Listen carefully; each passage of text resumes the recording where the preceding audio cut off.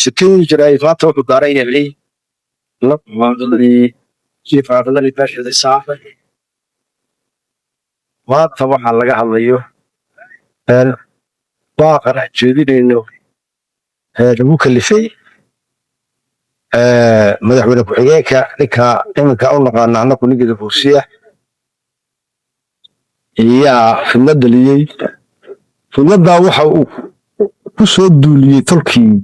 intuu dowladnimadii gacanta ku qaatay gobolka salal caasimadiisa seylac wuxuu soo diray halkaa hadday odaya tahay iyo hadday dhalinyar tahay buurubu dhan buu ku soo raray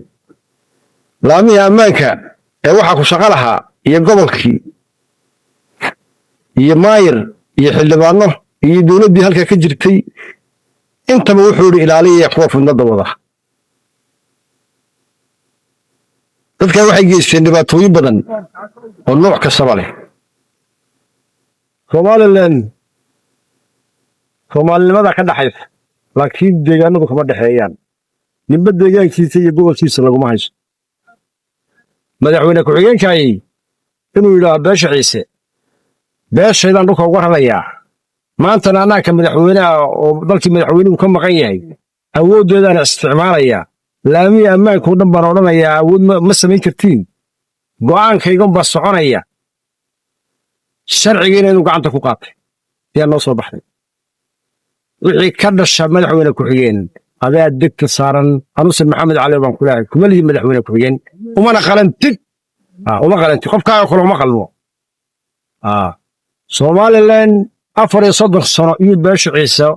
dulqaad iyo samir ba samaysay iyadoo awood qaybsi ku haysan nololla ku haysan wax allo waxay hay ku haysatana ay jirin iyo nabadda ka shaqaynaysay shalay waan cadhoonnay uu madaxweynuhu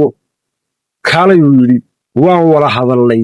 ummaddaa wixii ay tabanaysa u qabaan nidhi wixiina ma hayn cid matasha iyo cid xuquuq u haysa midna ma jirto maantana ciiddii ilaahay ku abuuray baa ka guurna yidhi awoodda ninkaa marorsaday madaxweyne ku-xigeenkaa yidhi waxaan leenahay wixii aad ka macaashtay waxbaa naga siin dalkana anaa leh dadkana anaa leh haddaan aakiladii nahay maanta quriga waxaan u sidanno een u qaadannay in goofyado dhulka u dhignay ciiddiiya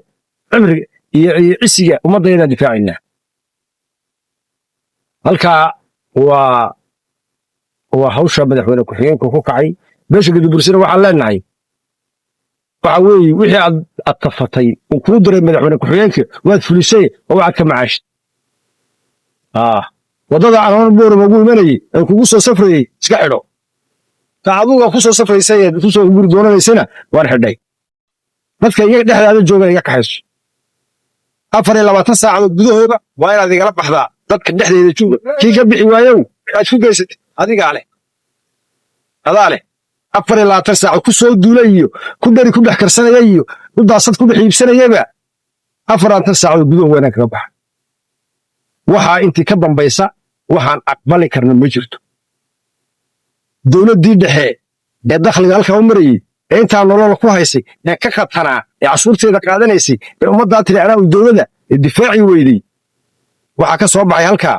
inuu maaragtay nin ku qaatay awooddii wax gacantuu saartay ninkaaga uu kala baxay laamihii ammaanka wasaaradda nabadgelyaa jirta jarannaa jira booliis iyo ciyaarmee intaba ka fadhiistay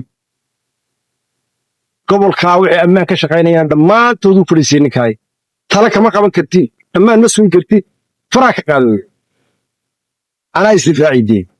anaa qaatay go'aan inaan hub ka qaadanno oon dhaqaaqna taa waa nagu kaliftay beesha ciise waxaan leh waxa lagu soo duulay waa ciiddaadii waxa lagu soo duulay waa naagahaagii waxa lagu soo duulay waa dunyadaadii casriga karaamadaadii baa lagu soo duulay wax ku haray ma jirto caaqilada dhammaantood beesha ciise odayadu ha soo xeroodaan dhammaan feerweyn ee waraabood halka waddadu ka tallowdo halkaabaa la degan yahay oon u degnay haddaan aaqiladii jirka aqaladii nahay ha ku soo xeroodaan ha difaacaan dalkooga dhammaantood wixii qori qaadi kara ee maaragtay dhalinyara dhammaantood kii qori haystan qorigiisa soo qaato kan haysanna halkan ha u yimaado hase soo xoreeye taabaan beesha ciise ugu sheegaynaa uguna baaqaynaa wax dambe noo hadhay oo noo yaalla ma jirto